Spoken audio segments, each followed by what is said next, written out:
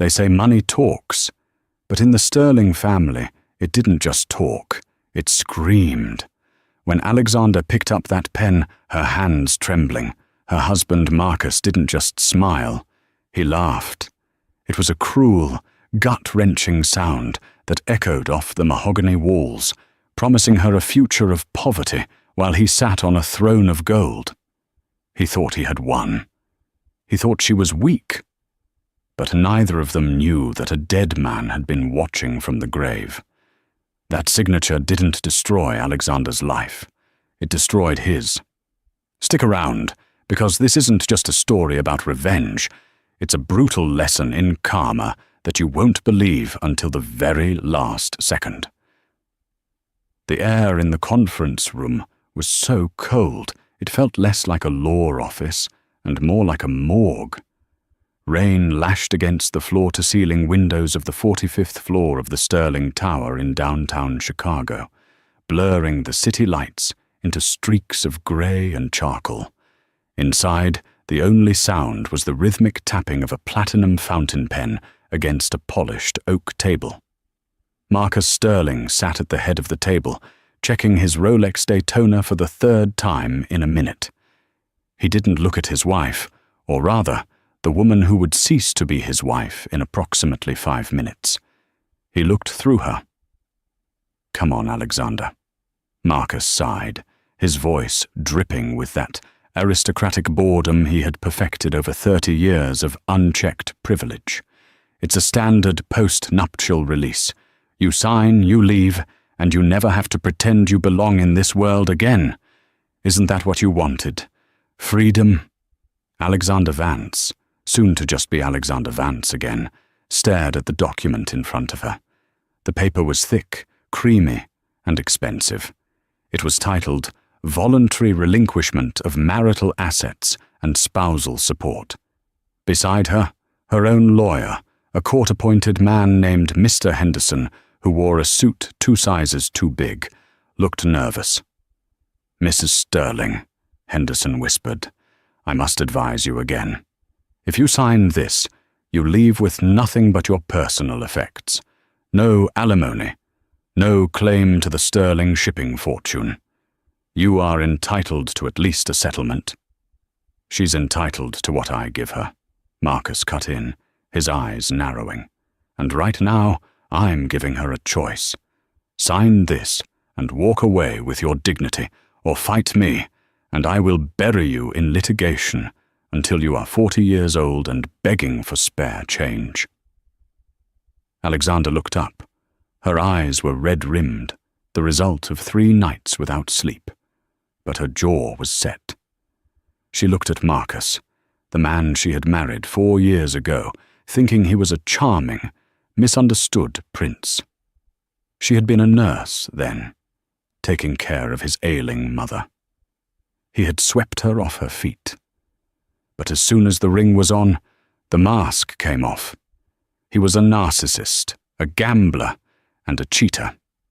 She looked at the empty chair at the far end of the room. That was where Arthur Sterling, Marcus's father, and the patriarch of the empire usually sat. But Arthur had been in a coma for 6 months. With the old lion asleep, the jackal had taken over. "I don't want your money, Marcus," Alexander said, her voice quiet but steady. Marcus let out a short, barking laugh. He looked at his personal attorney, Silas Thorne. "You hear that, Silas? She doesn't want the money. A saint, a veritable saint walking among us sinners." Silas Thorne, a man with eyes like a shark, didn't smile. He just pushed the paper closer to Alexander. Alexander picked up the pen.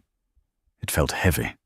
This signature meant she was walking away from a billion-dollar lifestyle. It meant going back to her studio apartment, back to double shifts at the hospital, back to worrying about the heating bill. But it also meant she would never have to smell Marcus's whiskey-soaked breath again. It meant she wouldn't have to find receipts for diamond necklaces bought for women named Jessica or Chloe. She pressed the nib to the paper. The scratching sound was loud in the silence. Alexander Marie Sterling, She put the pen down. Marcus snatched the paper immediately, scanning the signature as if he expected it to fade away. When he saw it was real, a grin spread across his face, a grin so filled with malice and triumph it made Alexander's stomach turn. "Well done," Marcus said. He stood up, buttoning his Italian silk jacket. "Security will escort you out. You have 24 hours to vacate the manor. Anything left behind becomes the property of the estate." "I've already packed," Alexander said, standing up. Her legs felt weak. Marcus walked around the table and leaned in close to her ear. "You know," he whispered, "I almost feel bad for you. You really thought you were Cinderella, didn't you? But you were just the help. And now you're nothing." He pulled back and laughed. It wasn't a happy laugh. It was a laugh of pure dominance. "Goodbye, Alexander. Don't use my last name as a reference." He turned and marched out of the room, Silas Thorne trailing behind him like a shadow. Alexander stood alone in the boardroom. The silence rushed back in. She felt a tear track down her cheek, but she angrily wiped it away. She had lost everything material, yes. But as she looked at the stormy Chicago skyline, she felt a strange, terrifying lightness in her chest. She was free. But she had no idea that her signature on that document had just triggered a sequence of events that had been set in motion years ago. She thought the story was over. In reality, the ink hadn't even dried on the first chapter. 6 months had passed since the day in the boardroom. The transition from the penthouse to the pavement had been brutal. Alexander was living in a cramped walk-up apartment in the Rogers Park neighborhood. The heating was temperamental, the neighbors were loud, and the view was a brick wall. She had returned to nursing, picking up graveyard shifts at St. Jude's Hospital. It was grueling work. Her feet ached constantly, and the dark circles under her eyes had become permanent residents. But she was surviving. She paid her own bills. She bought her own groceries.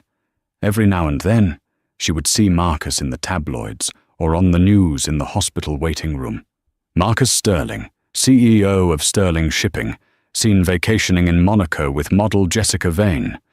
Sterling stock soar as new aggressive leadership takes hold. He looked happy, powerful, untouchable. It stung, not because she missed him, but because of the injustice of it all. He was a monster who slept on silk sheets, while she, who had nursed his dying mother and tried to save his soul, was scraping leftovers into Tupperware. It was a Tuesday morning, raining again, when the phone rang. Alexander was just coming off a 12-hour shift, her body screaming for sleep. She stared at the unknown number. "Hello? Mrs. Sterling?" A deep, gravelly voice. "It's Ms. Vance," she corrected automatically. "Who is this?" "This is Arthur Sterling's private physician, Dr. Orris. I have some news." Alexander's heart stopped. Even during the worst of her marriage to Marcus, she had cared for Arthur. The old man was fearsome, a tycoon who had built an empire from nothing. He was cold, hard, and ruthless in business. But in the evenings, when Alexander would bring him his tea or read to him, when his eyesight began to fail, she had seen a different side, a lonely side. He had never defended her against Marcus openly, which had hurt her, but he had never been cruel to her either. He was just observant, always watching. "Is he?" "He passed away an hour ago, Miss Vance," Dr. Arris said gently. "He woke up briefly from the coma. He asked for you. We tried to call, but he asked for me." Alexander gripped the phone. "Yes." And then he was gone. Tears welled in her eyes. "Does Marcus know?" "Mr. Sterling has been notified. He is currently unavailable. I believe he is in Aspen." Of course he was. His father dies, and Marcus is skiing. "I'm so sorry, Ms. Vance. I know you aren't family anymore." But Arthur gave specific instructions to his legal team before he went into the coma, regarding his funeral. What instructions? That you are to attend. Mandatory attendance was the phrase used. Alexander frowned. I can't go there. Marcus will have me thrown out by security. You know how he is. He can't, Dr. Aris said. The funeral is being organized by Mr. Blackwood. You remember Arthur's personal executor? Mr. Blackwood. The name sent a shiver down her spine. If Silas Thorne was a shark, Elias Blackwood was a leviathan. He was Arthur's oldest friend, and the only man Marcus was genuinely afraid of. Blackwood had retired years ago, disappearing to a private island, but apparently he was back. Mr. Blackwood has made it clear, the doctor continued. If you are not present at the funeral and the subsequent reading of the last will and testament, the proceedings cannot begin. Marcus cannot touch a penny of the inheritance until you walk into that room. Alexander sat down on her lumpy mattress. Why? I signed away my rights. I signed the release. I have no claim to the estate. I don't know the details, Miss Vance. I just know that Arthur was a man who played chess while everyone else was playing checkers. Please. The funeral is on Friday at the family estate. Alexander hung up the phone. She walked to her small, cracked mirror. She looked tired. She looked poor. She looked like exactly what Marcus said she was, a nobody. Why would Arthur want her there? To humiliate her one last time? To show her what she had lost? Or was it something else? She remembered the last conversation she had with Arthur before the coma. He was sitting in his wheelchair by the fireplace, looking frail. Marcus had just screamed at Alexander in the hallway for buying the wrong brand of scotch. Arthur had looked at her with those steel-grey eyes. Endurance, Alexander, he had rasped. It is the only currency that matters in this family. Not gold. Endurance. She hadn't understood it then. She wasn't sure she understood it now. But on Friday, she would put on her only black dress, the one she had bought at a thrift store, and she would walk back into the lion's den. She had no idea that she was walking into a trap. The only question was, who was the trap set for? The Sterling estate sat on 300 acres of prime Illinois land, a sprawling architectural beast of stone and ivy that looked less like a home and more like a fortress designed to keep the world out. Alexander arrived in a yellow taxi. The cab driver, a kind man named Stan, hesitated at the massive iron gates. You sure you got the right place, miss? This looks like... well, it looks like a castle. It is, Alexander murmured, staring up at the wrought-iron crest of the Sterling family, a lion devouring a serpent.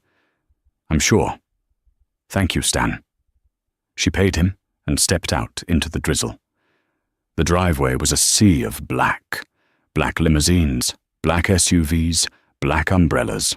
The cars alone were worth more than the entire neighborhood she now lived in. Bentleys, Rolls-Royces, and armored Mercedes lined the gravel path like polished beetles. Alexander smoothed down her dress. It was simple, black, and modest. It was the best she could do. She clutched her old purse tight against her side, her knuckles white. She could feel the eyes on her immediately. The staff, standing like statues by the entrance, recognized her. Some looked down in pity. Others, the ones loyal to Marcus, looked at her with disdain. As she ascended the stone steps, a familiar, mocking voice cut through the sound of the rain. I didn't know we were accepting charity cases today. Alexander froze. She looked up to see Marcus standing under the portico. He looked devastatingly handsome in a bespoke Tom Ford suit, his hair perfectly coiffed. Beside him stood a woman who looked like she had been manufactured in a laboratory for supermodels. Jessica Vane. She was wearing a black dress that was technically appropriate for a funeral, but fit so tightly it was clearly meant to advertise, not mourn. "Hello, Marcus," Alexander said, keeping her voice even. "I'm here for your father." "My father is dead," Marcus spat, his handsome face twisting into a sneer. "And you are trespassing. The divorce is final, Alexander. You aren't family. You're barely even a guest." Jessica giggled, a hollow, tinkling sound. "Is this her? The nurse?" "Oh, Marcus, you said she was plain, but you didn't say she looked so tired." "She looks poor," Marcus corrected, "because she is. Security." Two burly men in dark suits stepped forward. Alexander's heart hammered against her ribs. She was going to be thrown out, humiliated in front of half of Chicago's elite. "Escort Miss Vance off the property," Marcus commanded, waving his hand as if swatting a fly. "If she resists, call the police." The guards reached for her. Alexander took a step back, bracing herself.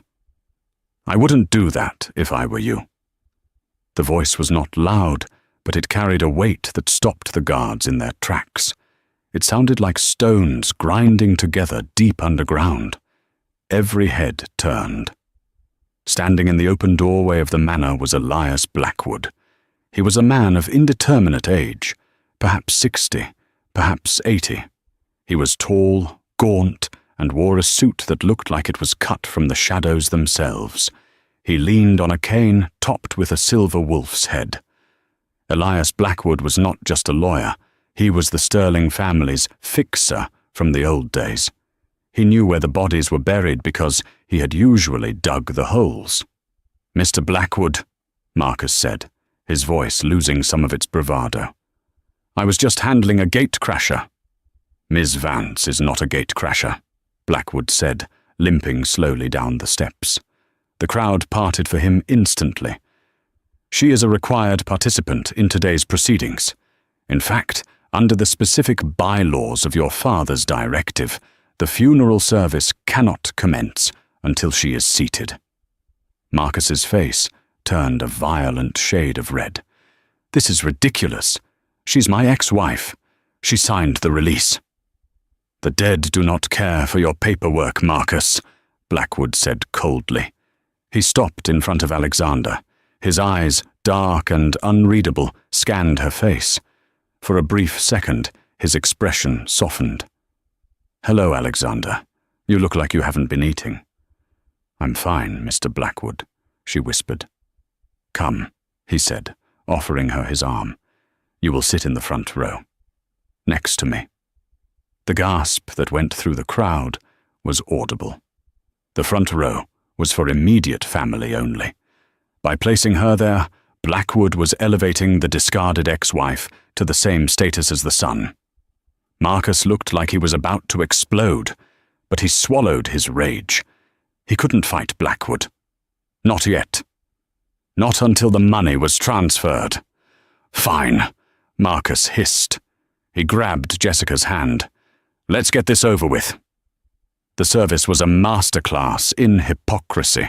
The grand hall of the manor had been converted into a chapel. Lilies, thousands of them, suffocated the room with their cloying scent.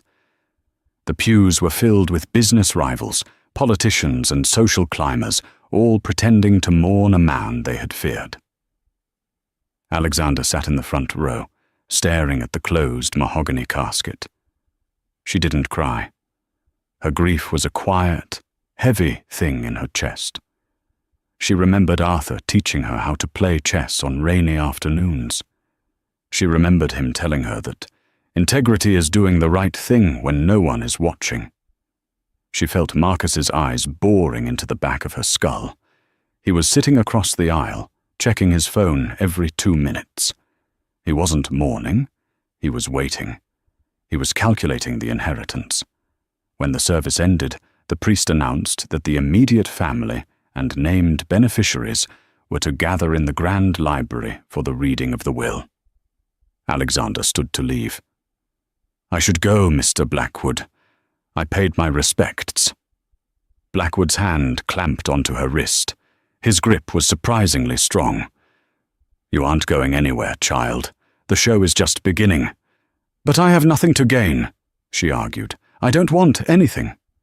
"That," Blackwood said, a ghost of a smile touching his thin lips, "is exactly why you need to be there." The Grand Library was a room designed to intimidate.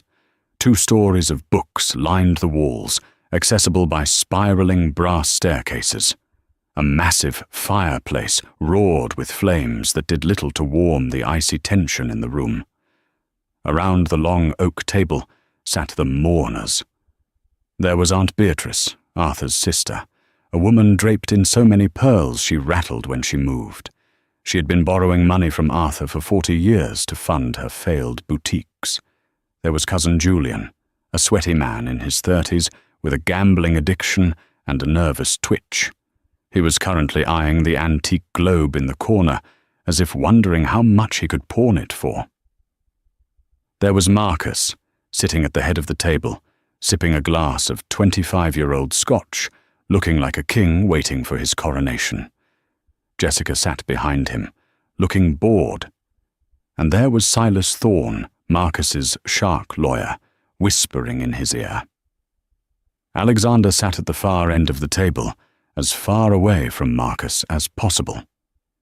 She felt small. Elias Blackwood stood at the front of the room. He didn't sit. He placed a heavy, leather-bound document on the table. He also placed a small remote control next to it.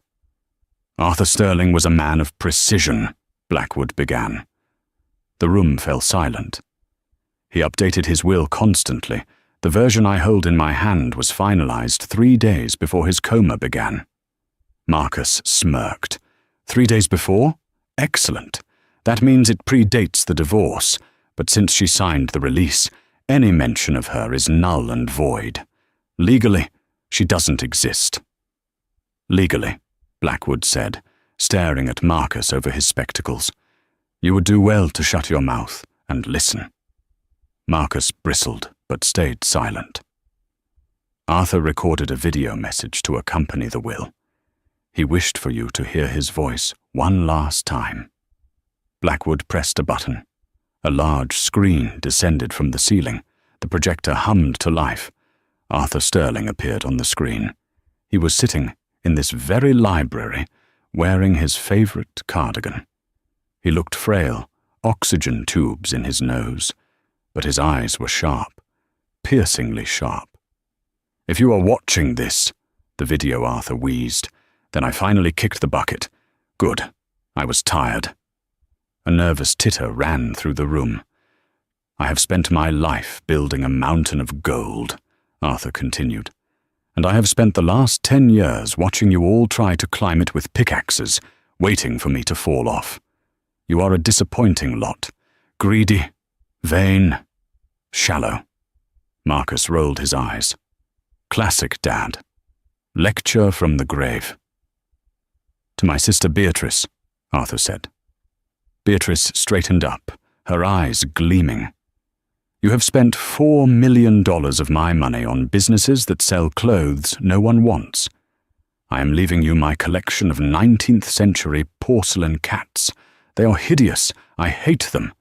But they are worth about 50 grand if you can find a buyer. That is the last cent you will ever get from me."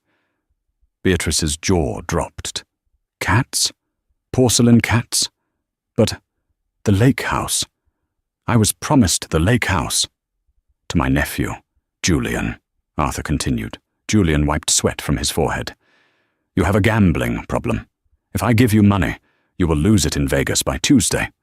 So, I am leaving you a lifetime subscription to a financial literacy course and a trust fund that pays out exactly $2,000 a month, contingent on you passing a drug test every 30 days.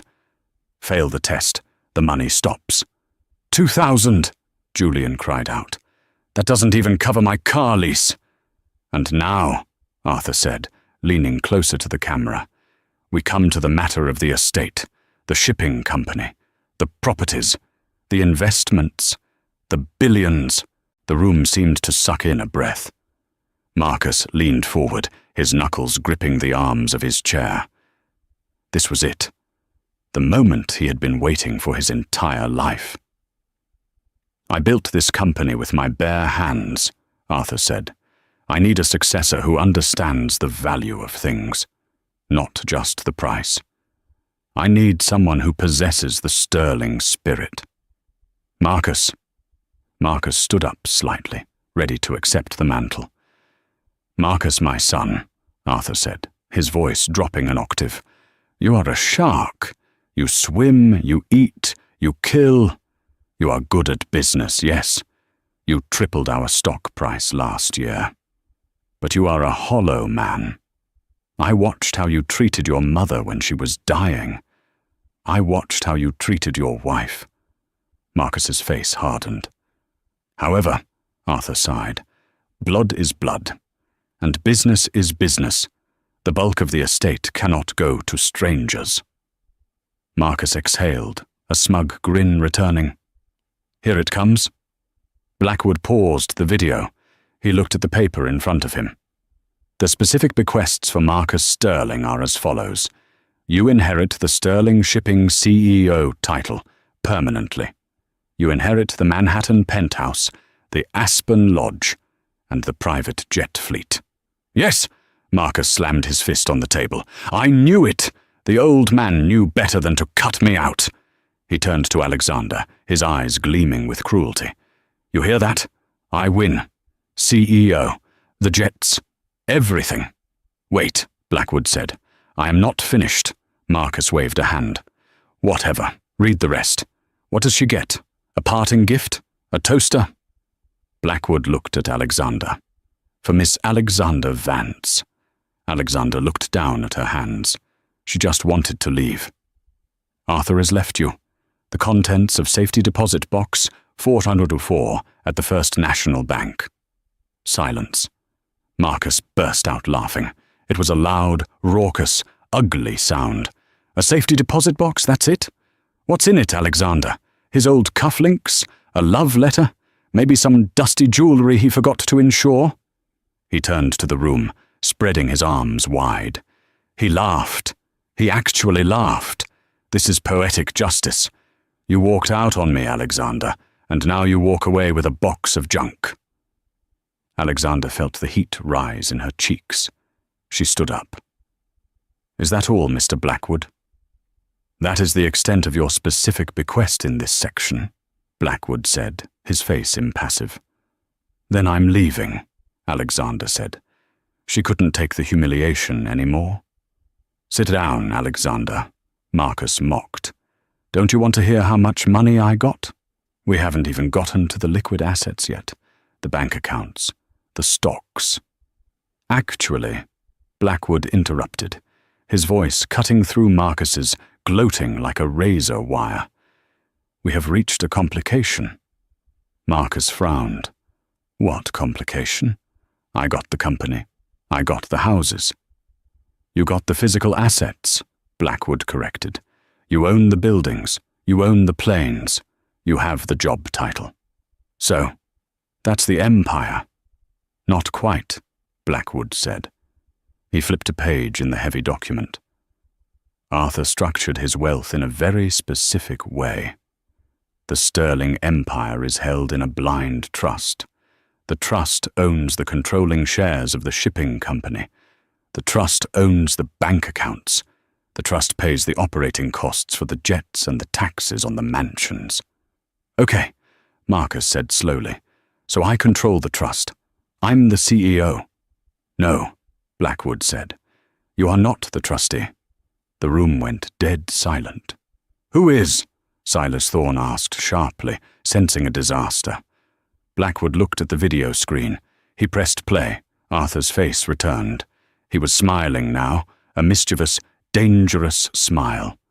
"Marcus, you always loved toys, so I gave you the toys. The planes, the houses. But toys are expensive to maintain. And you spend money like water. You need an allowance." What is he talking about? Marcus whispered, his face losing colour. Therefore, Arthur said, I have appointed a sole beneficiary of the Sterling Master Trust. This person holds the purse strings. This person decides if the company expands or contracts. This person signs the checks that pay for the fuel in your jet and the electricity in your penthouse. If they decide to cut you off, Marcus, you will be a king living in a castle with no lights and no food. Who is it? Marcus screamed at the screen. Who controls the money? Arthur leaned back in his chair in the video. I needed someone who understands the value of $1. Someone who knows what it's like to have nothing, so they will respect having everything. I needed someone with a heart to balance your ruthlessness. The sole beneficiary of the Sterling Master Trust is Alexander Vance. The silence that followed was louder than an explosion. Marcus turned slowly to look at Alexander. His face was a mask of pure, unadulterated horror. Alexander sat frozen. She couldn't breathe. What? She whispered. It's a mistake, Marcus stammered. It's a joke. It has to be. It is no joke, Blackwood said, closing the folder with a heavy thud. Alexander Vance controls 90% of the sterling fortune, roughly $4 billion. But she signed the release, Silas Thorne shouted, jumping up. The post-nuptial release. She waived all rights to the sterling assets. Ah, Blackwood said. I was waiting for that. He pulled a single thin piece of paper from his pocket. The release Alexander signed, Blackwood said, his eyes glittering, waived her rights to marital assets, assets shared between husband and wife. But the Sterling Master Trust was never Marcus's money. It was Arthur's. It is a third-party inheritance. The divorce settlement has no jurisdiction over a gift from a father to a friend. Blackwood turned to Alexander, who was shaking.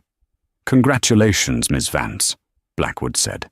You are now the boss of your ex-husband, and you own the mortgage on the house he is currently standing in. Marcus looked at Alexander. The arrogance was gone. The cruelty was gone, replaced by a sheer, primal panic. He had laughed when she signed the paper. He wasn't laughing now. The silence in the Grand Library didn't break. It shattered. This is fraud, Silas Thorne was screaming, his shark-like composure gone. He was throwing papers onto the oak table. Undue influence. Mental incompetence. We will contest this until the end of time. Marcus stood frozen. He looked at Alexander, his eyes wide, searching for some sign that she would fix this, that she was still the submissive, quiet nurse he had married.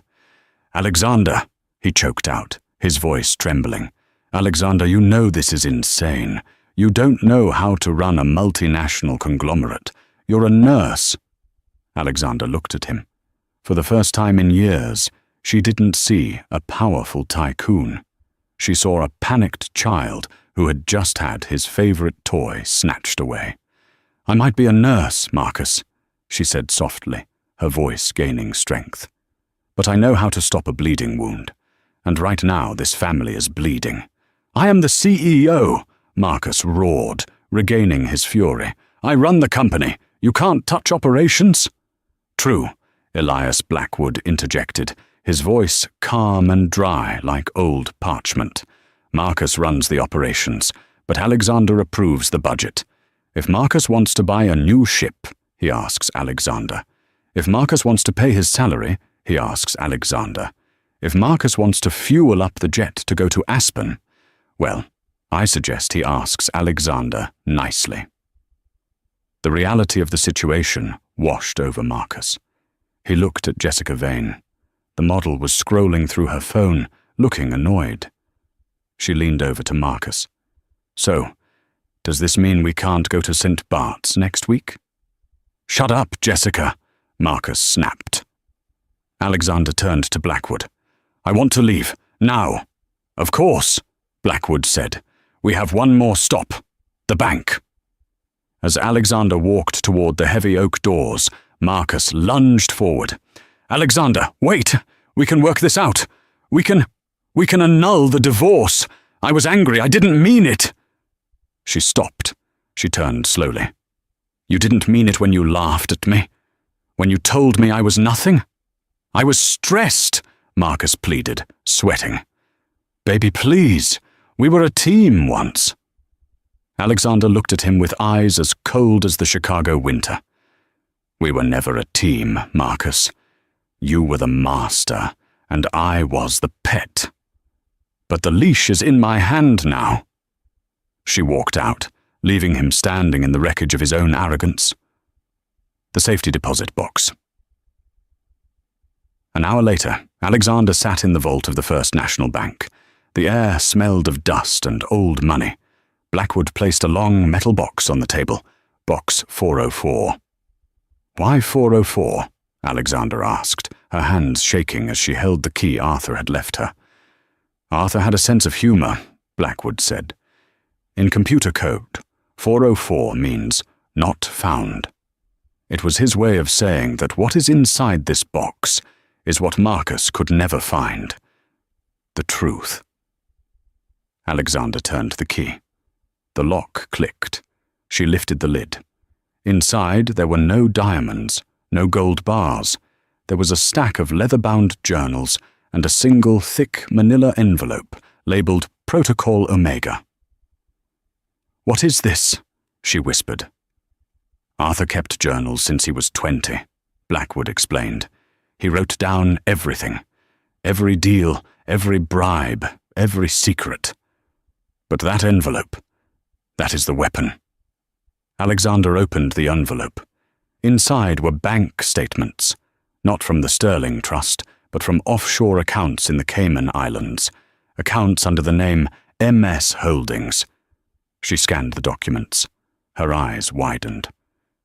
"These dates, these are from 3 years ago, when the company pension fund took a hit." "Correct," Blackwood said darkly. "Marcus didn't just spend too much money, Alexander. He stole it. He siphoned $40 million from the employee pension fund to cover his gambling debts in Macau. Arthur found out just before the coma. He was planning to turn Marcus in to the SEC. Alexander felt sick. He stole from the workers? From the people on the docks? Yes. Arthur couldn't do it before the stroke took him. So he left the evidence to you." Blackwood leaned in. "This is why you are the sole beneficiary. You have the power to cut off his money, but you also have the power to send him to federal prison. The choice is yours." Alexander stared at the papers. She had thought this was about money. It wasn't. It was about justice. Marcus wasn't just a bad husband. He was a criminal. She closed the box. Her hands stopped shaking. "Mr. Blackwood," she said, her voice steel. "Take me to the Sterling Tower. I have a meeting to call." The following Monday, the atmosphere at Sterling Tower was electric. Rumors had spread like wildfire. The staff knew something had happened at the funeral, but no one knew the specifics. All they knew was that Marcus Sterling had stormed into the building at 8 a.m. screaming at his assistants. At 9 a.m., Marcus tried to buy a coffee at the robotic barista in the lobby. He tapped his black card. Declined. He frowned and tapped it again. Declined. He pulled out his corporate platinum card. Declined. Contact administrator. "What the hell?" Marcus muttered. He looked around. People were watching. He shoved the cards into his pocket and marched to the elevator. When he reached the executive floor, he found the hallway crowded. Board members, department heads, and legal teams were gathered outside the main conference room. "What is going on?" Marcus demanded, pushing through the crowd. "Why is everyone standing here?" Silas Thorne hurried over, looking pale. "Marcus, we have a problem. A big one. Fix it, Silas, and tell me why my credit cards are frozen." "That's related to the problem," Silas whispered. She's here. Who? Alexander. Marcus stopped. He stared at the double doors of the boardroom. He kicked them open. Alexander was sitting at the head of the table, his chair. She was wearing a tailored navy suit, sharp and professional. Her hair was pulled back. She didn't look like the woman who had cried over a divorce paper. She looked like the CEO she was born to be. Elias Blackwood stood behind her right shoulder. "Get out of my chair," Marcus snarled, marching toward her. Alexander didn't blink. She pressed a button on the intercom. "Security, please stand by outside the boardroom. We have a disruptive employee." "Employee?" Marcus shouted. "I am the owner."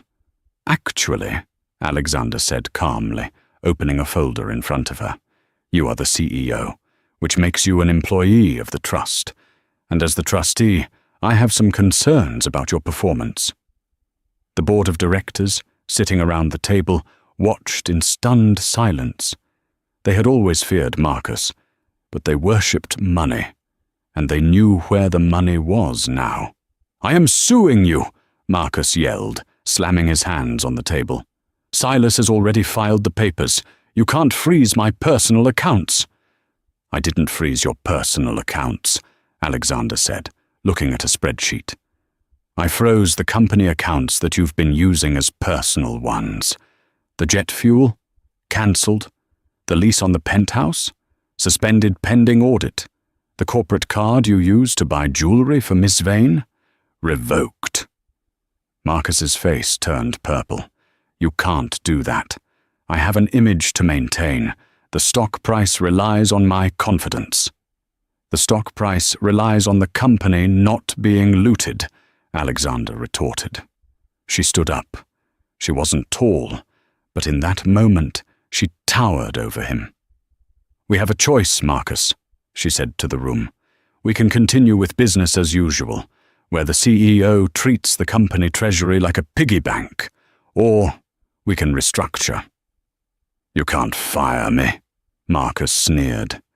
"The bylaws say the CEO can only be removed by a unanimous vote of the board, and I own half the board." He looked at the men around the table, cronies he had bribed with lavish trips. "Right, boys?" Two of the board members nodded nervously. Marcus smiled. "See? Checkmate, honey. You control the money, but I control the power. If you don't unfreeze my assets, I will tank this company.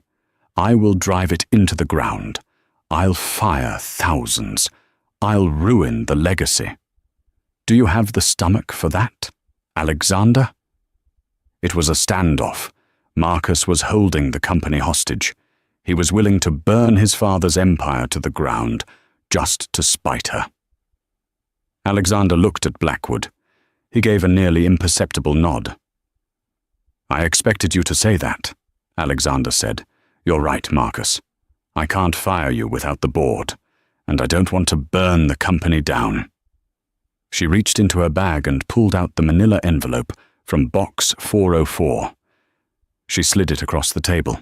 It stopped inches from Marcus's hand. "What is this?" he asked, suspicious. "Just some reading material," Alexander said. "Page 3 is my favorite. It details the wire transfer from the pension fund to the Golden Dragon Casino in Macau, dated November 12, 2022. The color drained from Marcus's face so fast he looked like a corpse. That's a lie," he whispered. "Is it?" Alexander asked. "Because the FBI forensic accountants I hired this morning don't seem to think so. They're currently in the lobby, waiting for my signal." The board members gasped. The cronies who had supported Marcus moments ago suddenly scooted their chairs away from him. "You wouldn't," Marcus hissed. "I'm your husband. I was your husband."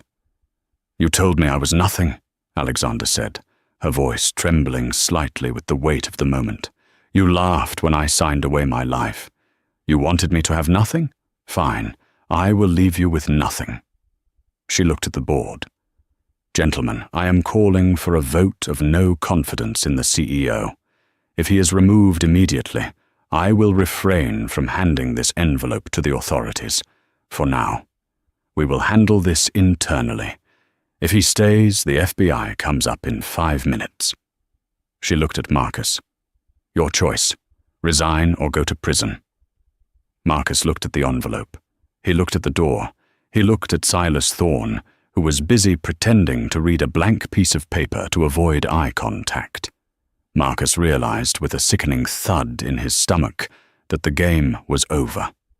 The nurse hadn't just beaten him, she had dissected him. Fine, Marcus spat. I quit. Good, Alexander said. Security will escort you out. And Marcus. He paused at the door, broken and defeated. Leave the watch, she said. It was a company expense. Marcus slowly unclasped the Rolex Daytona, the symbol of his status, and dropped it on the table. He walked out of the room, a king without a crown, into a hallway of whispering employees who were already cheering for the new queen. Alexander sat back down. Her legs were shaking under the table. She took a deep breath. Mr. Blackwood, she said, we have work to do. Indeed we do, Madam Chairwoman. Blackwood smiled. Indeed we do. The cleanup was harder than the takeover. 3 months after Marcus was escorted out of the Sterling Tower, Alexander Vance sat in the corner office on the 45th floor. The room had changed. The heavy, oppressive velvet drapes that Marcus loved were gone, replaced by sheer linen that let the Chicago sunlight flood the room. The smell of stale whiskey and expensive cigars had been scrubbed away, replaced by the scent of fresh coffee and lemon polish. But the silence was different now. It wasn't the silence of fear. It was the silence of concentration. Alexander rubbed her temples. On her desk sat 3 mountains of paperwork. Marcus hadn't just embezzled money. He had rotted the company from the inside out. There were shell companies to dissolve, toxic assets to liquidate, and trust to be rebuilt with the 3,000 employees whose pensions she had saved. You look like you're carrying the world, Alexander, a voice said from the doorway. It was Elias Blackwood. The old lawyer still visited every Tuesday, acting as her advisor, her shield, and increasingly the grandfather figure she had never had. I'm just trying not to drop it, Elias, Alexander sighed, leaning back in the executive chair that still felt a little too big for her. The board is pushing back on the hospital wing donation. They say it's bad for quarterly dividends. Tell them that dividends are for shareholders, but legacies are for history, Blackwood said, walking in and placing a small, velvet box on her desk. And remind them who signs their bonus checks. Alexander smiled. She had learned fast. I already did. I told them if they didn't like it, they could resign and join Marcus in the unemployment line. Blackwood chuckled. Arthur would have loved that. You have his grit, Alexander. You just needed the fire to temper it. Speaking of Marcus, Alexander's smile faded. Have we heard anything? He's in litigation, Blackwood said, his face hardening. He's trying to sue for emotional distress. It won't go anywhere. He's running out of money. Jessica Vane left him 2 days after the resignation. Apparently, her love for him was directly tied to his credit limit. I don't want to destroy him, Elias, Alexander said softly. I just wanted him to stop. He destroyed himself, child. You just turned on the lights. Blackwood tapped the velvet box on the desk. Open it. It was found in Arthur's private safe at the manor. It was marked for you, to be opened 1 year after his death. But I think you've earned it early. Alexander opened the box. Inside lay a simple silver locket. It wasn't flashy or encrusted with diamonds. It was old, tarnished silver. It belonged to Arthur's mother, Blackwood explained. She was a washerwoman. She scrubbed floors so Arthur could go to school. He kept it to remind him where he came from, He wanted you to have it. Alexander opened the locket. Inside was a tiny, folded piece of paper with Arthur's shaky handwriting. The wolf eats the sheep. The lion eats the wolf, but the shepherd protects the flock. Be the shepherd, Alexander. Tears pricked her eyes. She clasped the locket around her neck. It felt heavy, cold, and right.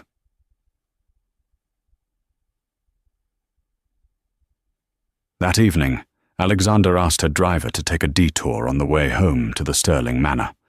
She rarely stayed at the massive estate, preferring a modest townhouse closer to the city, but she needed to check on the renovations. As the black SUV pulled up to the wrought iron gates, the headlights caught a figure standing in the rain. The figure was huddled in a trench coat that had seen better days. He was shaking the gate, shouting something that the wind tore away. "Stop the car," Alexander said. "Miss Vance, I don't think that's safe." Her driver, a former Marine named Davis, said. "It's fine, Davis. I know him." Alexander lowered the window. The cold rain lashed against her face. "Marcus?" The man turned. It was Marcus Stirling, but he was a ghost of the man who had sat at the head of the boardroom table. His hair was disheveled, his face unshaven, his eyes wild and bloodshot. He looked thinner, hollowed out by rage and humiliation. "You," Marcus snarled, rushing toward the car. Davis immediately stepped out, blocking him, hand hovering near his holster. Marcus stopped, panting. "You stole my life!" Marcus screamed, rain dripping off his nose. "This is my house. That's my car. You were nothing. You scrubbed the floors." "I took care of your father," Alexander said, her voice calm, projecting over the sound of the storm. "I took care of you, and you laughed at me." "I want a settlement," Marcus shouted. "I'll go to the press. I'll tell them you manipulated a dying man." "Go ahead," Alexander said. "Tell them, and I'll show them the wire transfers to Macau. I'll show them the emails where you called your own father a senile old cash cow." "Do you really want to play that game, Marcus?" Marcus opened his mouth, but no words came out. The fight drained out of him. He slumped against the cold iron bars of the gate. He looked small. "I have nothing," he whispered, his voice cracking. "They took the condo. They took the cars. I'm staying on Julian's couch." Alexander looked at him. She felt a flash of the old instinct, the nurse's instinct to heal, to fix, to comfort. She wanted to write him a check. She wanted to help. But then she remembered the pen tapping on the table. She remembered the laugh. She remembered the cruelty that wasn't a mistake, but a choice he made every single day. "You have your health, Marcus," Alexander said, "and you have a business degree. You can get a job. You can start over, like I did." "A job?" Marcus scoffed, a flicker of his old arrogance returning. "I'm a Stirling. I don't work." Alexander signaled Davis to get back in the car. "That," Alexander said as the window rolled up, "is exactly why you aren't a Stirling anymore." The car glided through the gates, leaving Marcus standing in the rain, staring at the empire he had been born to rule, but was too weak to keep. The final twist of the story didn't happen in a boardroom or a bank vault. It happened 6 months later, at the opening of the Arthur Stirling Medical Center. It was a black tie gala. Alexander wore a gown of midnight blue, the silver locket resting against her throat. She was surrounded by cameras, donors, and doctors. She was the woman of the hour, the Cinderella CEO, the press called her. She stepped up to the podium to give her speech. The flashbulbs blinded her for a moment. "My late father-in-law," she began, her voice steady, "believed that wealth was a test. It tests your character. It tests your soul. He failed that test many times before he passed it. I intend to pass it every day." The crowd applauded. As she stepped down, Elias Blackwood approached her. He looked grave.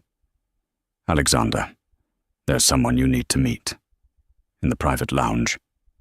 Alexander frowned. "Can it wait?" "I have to greet the mayor." "No, it cannot wait." She followed him into the quiet VIP room.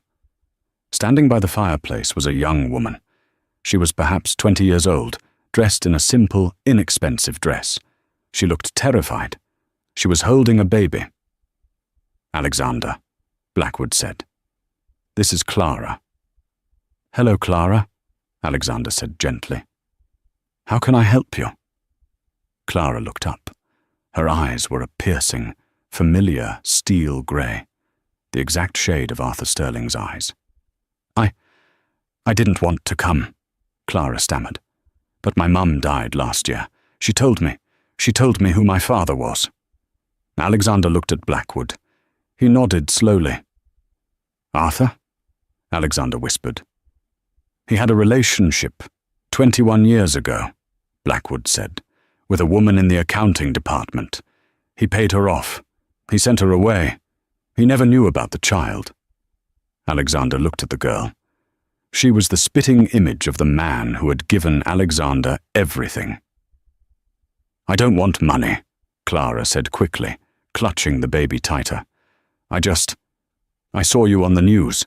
You seemed kind. I just wanted to know what he was like." Alexander's mind raced. This girl was a legitimate heir. If this went to court, it could tear the trust apart. It could freeze the assets again. It could destroy everything Alexander had built. Silas Thorne would have a field day with this. The smart business move, the Marcus move, would be to call security, deny everything, and bury her in legal fees. Alexander looked at the terrified girl. She looked at the baby. She remembered the locket. Be the shepherd. Alexander walked over to Clara. She didn't call security. She didn't call a lawyer. She extended her hand. "He was complicated," Alexander said, smiling through tears. "He was brilliant, and he was flawed, and he would have been very proud to meet you." Alexander turned to Blackwood. "Elias, get the car. Clara and the baby are staying at the manor tonight." "Alexander," Blackwood warned softly, "legally this is dangerous." "I don't care about the law, Elias," Alexander said, linking her arm through Clara's. "I care about the family, the real family." As they walked out of the gala, leaving the cameras and the glitter behind, Alexander realized that the curse of the Sterlings, the greed, the infighting, the loneliness, had finally been broken. Marcus had laughed when she signed away the money, but Alexander smiled as she shared it. And that was the only victory that mattered. And that is the story of Alexander Vance. She went from a disregarded wife, mocked by the man who vowed to love her, to the most powerful woman in the city. Marcus thought power came from a bank account, from a last name, and from fear. But Arthur Sterling knew better in the end. He knew that real power comes from endurance. It comes from the ability to hold your head up when people are laughing at you, and the grace to offer a hand when those same people are down. It's a brutal lesson, isn't it? Marcus had everything and ended up with nothing because he loved things and used people. Alexander had nothing and ended up with everything because she loved people and used things to help them. So, here is the question for you guys today. If you were in Alexander's shoes and you saw Marcus standing at that gate in the rain, begging for help, would you have given him a second chance?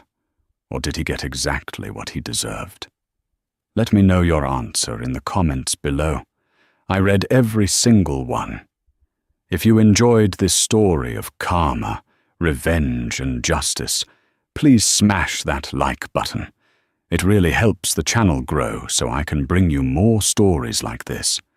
And don't forget to subscribe and hit the bell notification so you never miss the next twist. Thanks for watching, listening, and remember, be careful who you laugh at on the way up, because you might meet them on the way down.